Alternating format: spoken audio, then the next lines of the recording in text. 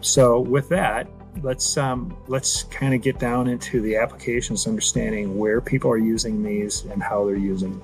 So where people are using these in the oil and gas market is across the whole spectrum, from downstream, midstream, upstream, however you look at that.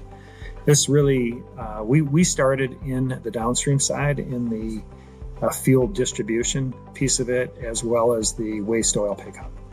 And so to be in that space, you need to be, very cost effective. You need to leverage commercial off-the-shelf technology like cellular. And then we were an early adopter to this cloud software. There's other people doing this as well, which adds the competition and keeps the prices competitive for you all.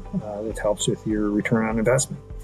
But on the oil and gas side of it, particularly as you go up into the refinery and upstream, the importance on data reliability, robustness, and hazardous ratings for those areas is equally critical or more.